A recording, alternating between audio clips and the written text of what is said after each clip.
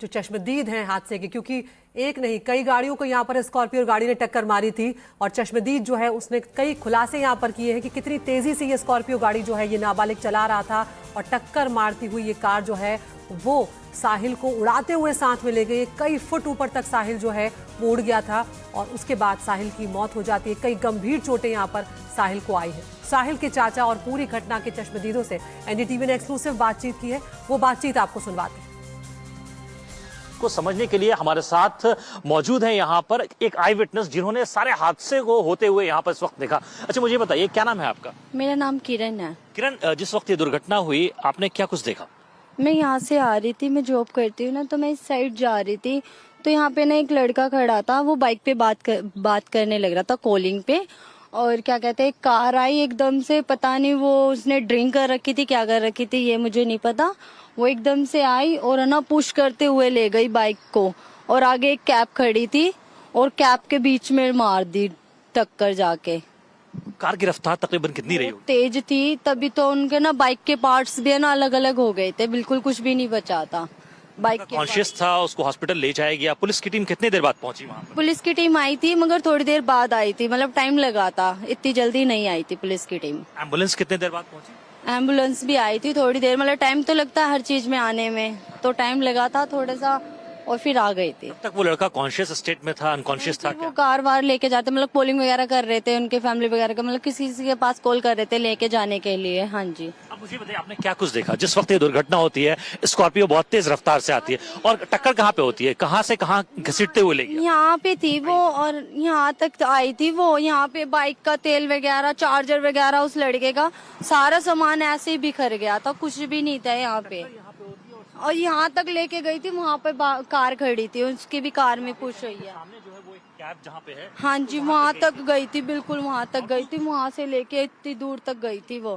क्या आप ये कहना चाह रही हैं कि स्कॉर्पियो कार और जो दूसरी यहाँ पे मारुति की डिजायर कार है उन दोनों के बीच में टक्कर होती है और उसके बीच में वो जो लड़का है उसकी गाड़ी मजल हो जाती है? हाँ, वो बिल्कुल है ना पुश हो गया था एकदम से, वो लड़के के ना जो बाइक थी ना वो बिल्कुल पुश हो गई थी और सारे ना पार्ट्स वगैरह यहीं पे पड़े थे, कुछ भी नहीं बचा था। इन्ना जी, एफआईआर में लिखा गया है कि जो गाड़ी चला रहा था वो 19 साल का था, लेकिन हमारा क्राइम ब्यूरो ये रिपोर्ट कर रहा है कि वो ड्राइवर नाबालिग था, 17 साल का था और उसको बेल मिल चुका है। उस दिन क्या हुआ था इन्ना जी?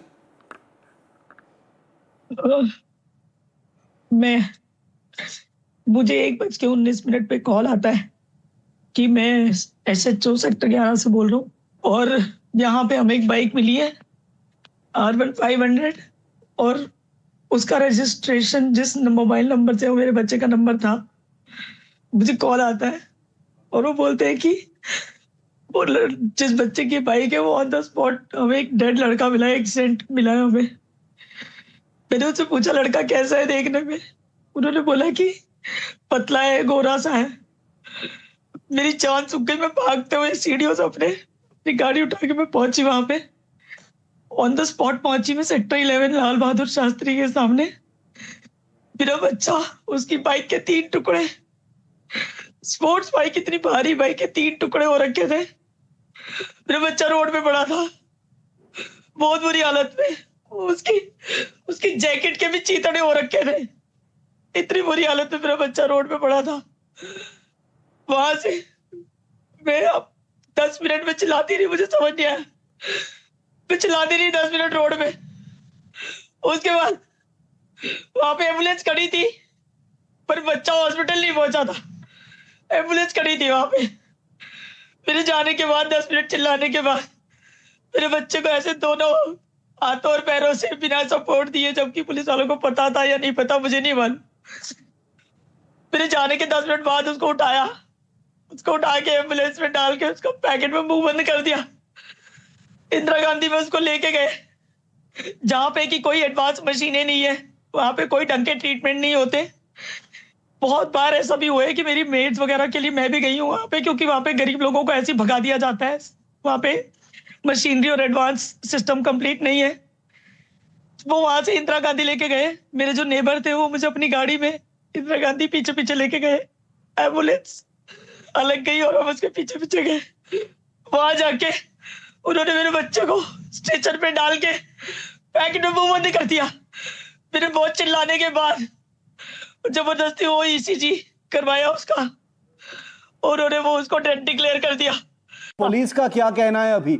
इना जी, पुलिस का क्या कहना है अभी? वो जो ड्राइव कर रहा था गाड़ी में वो नाबालिग है, वो 17 साल का है, वो जुवेनाइल जस्टिस बोर्ड के अंदर आया था, उसको पेश किया गया था, उसके बाद उसको बेल मिल गया है। अभी बोर्ड एग्जाम लेने के लिए बेल मिल गया उसको।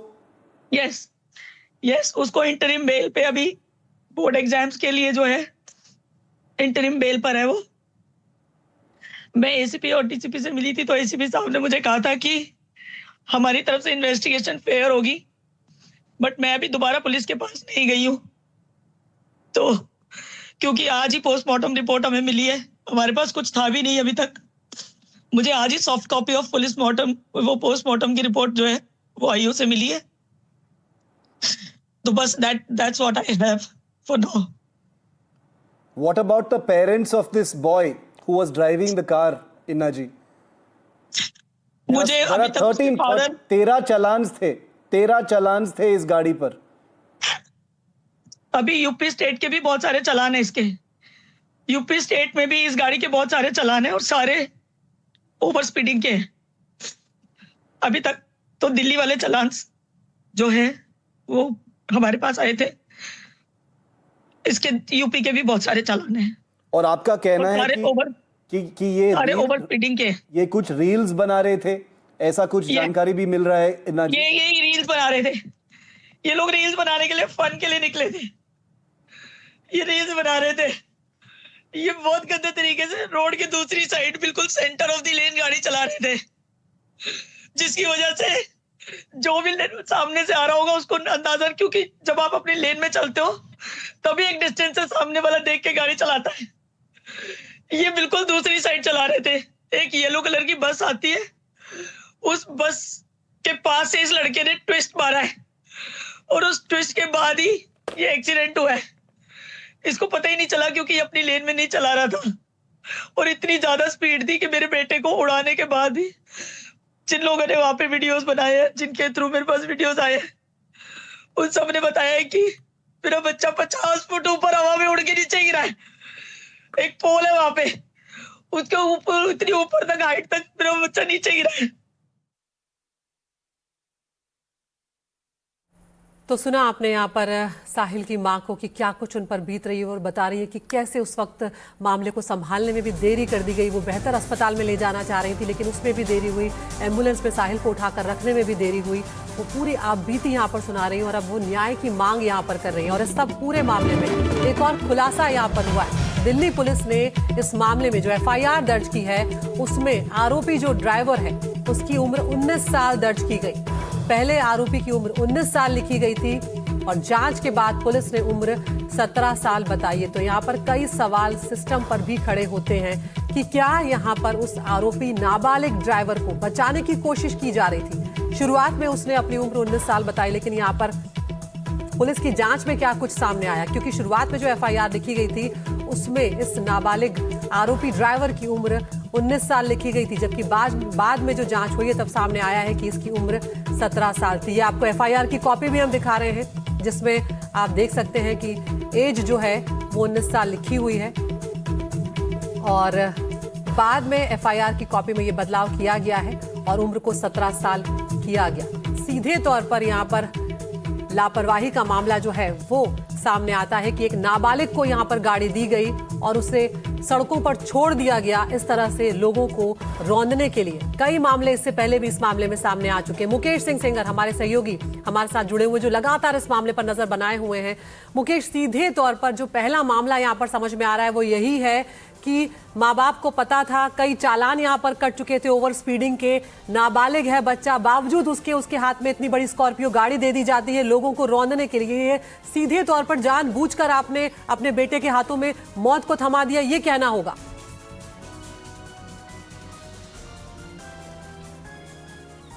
देखिए, बिल्कुल जो स्कॉर्पियो गाड़ी के डिटेल्स मिले हैं उसमें यह साफ हुआ है कि इस गाड़ी के पहले 13 चालान हो चुके थे, जिसमें 10 चालान जो है ओवर स्पीडिंग के हैं। यानी कि जो लड़का, ये नाबालिग लड़का था, ये गाड़ी को बहुत तेज रफ्तार से चलाता रहा है पहले। ये चालान जो है वो ये साबित करते हैं।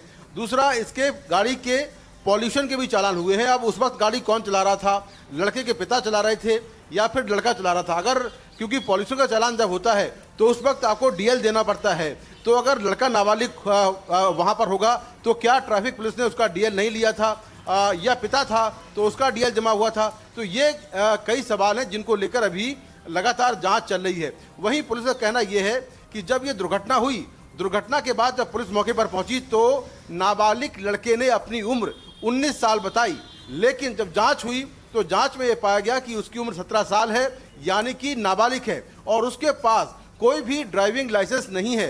लेकिन कानून के मुताबिक चूंकि ये जो मामला है ये बेलेबल ऑफेंस था, इसीलिए लड़के को बाद में बेल मिल गई।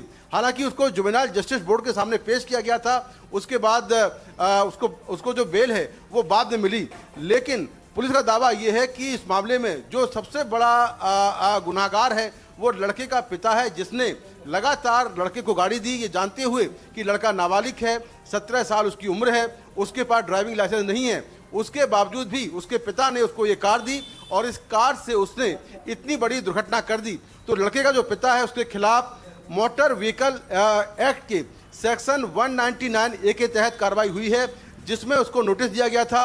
24 घंटे तक पुलिस ने उसको डिटेन किया और डिटेन करने के बाद उसे छोड़ दिया। पुलिस के मुताबिक लड़के के पिता का नाम अब चार्जशीट में जोड़ा जाएगा। चार्जशीट जब पेश होगी तो उस चार्जशीट में आरोपी के तौर पर लड़के के पिता का नाम होगा, और उसके बाद जो कोर्ट है वो डिसाइड करेगा कि आखिर इस केस में जो लड़के का फादर है उसके खिलाफ क्या कार्रवाई करनी है।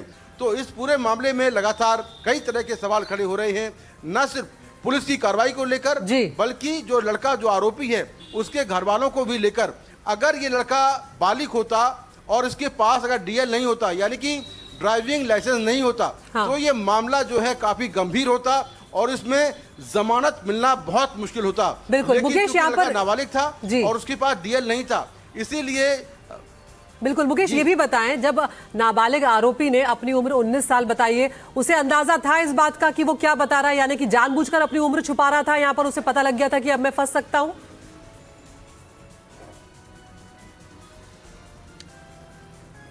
देखिए, बिल्कुल हो सकता है कि उसको लगा हो कि ज़्यादा उम्र बताकर वो बच जाएगा, क्योंकि उसके पास ड्राइविंग लाइसेंस नहीं था, हड़बड़ा गया होगा, ये भी एक कारण हो सकते हैं।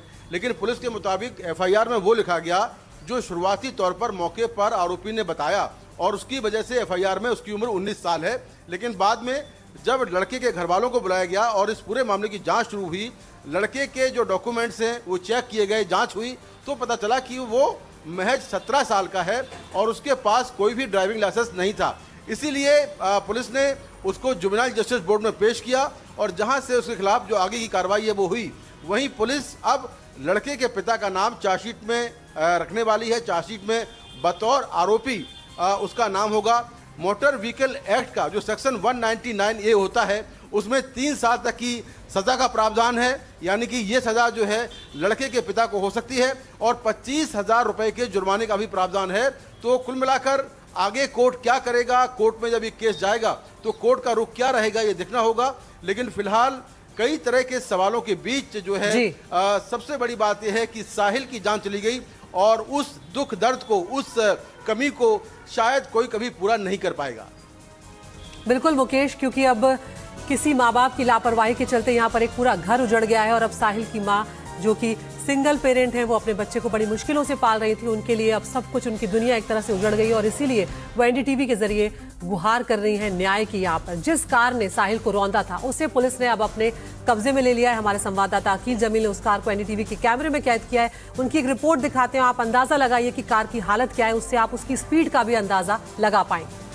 इस वक्त हम मौजूद हैं द्वारका साउथ थाने के अंदर। ये वही थाना है जहां पर जो सीज कार है जिसके अंदर हमने देखा कि 3 फरवरी को जो है भीषण घटना घटती है जिसमें एक 23 वर्षीय युवक की जो है जान चली जाती है। और इस थाने के अंदर इस वक्त उस गाड़ी को रखा गया और इस गाड़ी के पीछे जो लड़का गाड़ी चला रहा था वो युवक जो है वो नाबालिग था, जुवेनाइल था। और अगर आप देखें तो एयरबैग्स जो है, सारे एयरबैग्स जो है आगे के खुले हुए हैं और इस मामले के अंदर जो है दिल्ली पुलिस की जो इन्वेस्टिगेशन है उस वक्त जारी है। और ये 17 वर्षीय युवक जो है गाड़ी को उस वक्त चला रहा था और उस गाड़ी की उस बाइक के साथ इतनी भीषण टक्कर होती है जिसमें हमने देखा कि पीछे जो है एक दूसरी गाड़ी जो है वहां पर लगी हुई थी और उस गाड़ी में और उस बाइक में एक भीषण टक्कर होती है जिसके बाद इस लड़के की जो है जान चली जाती है। ये देखिए आप, ये वही गाड़ी है और साथ में ये बाइक है। तो 3 गाड़ियों में एक साथ टक्कर होती है। पहला टक्कर जो है ये एसयूवी कार से इस बाइक में होता है और ये बाइक के जो आप देखें तो पूरी तरीके से टूट चुकी है। आगे का पोर्शन, बीच का पोर्शन और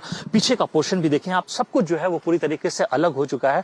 और इसके साथ साथ जब ये गाड़ी खसीटते हुए वो शख्स जो है माइनर जो तेज रफ्तार से चला रहा था वो आगे ले जाता है, जिसमें हमने देखा कि ये यहाँ पर एक तीसरी गाड़ी थी जिस गाड़ी में ये टकराता है और जिसके बाद साहिल की मौत हो जाती है। तो इस मामले के में जो है दिल्ली पुलिस की जो इन्वेस्टिगेशन है वो अभी जारी है और उनका कहना है कि 17 वर्षीय जो युवक बाइक चला रहा था उसको उन्होंने कोर्ट में प्रोड्यूस किया और उसको इंटरिम बेल पे जो है वो बाहर कर दिया गया है। वीडियो जर्नलिस्ट अरुण के साथ आकिल, एनडीटीवी इंडिया के लिए।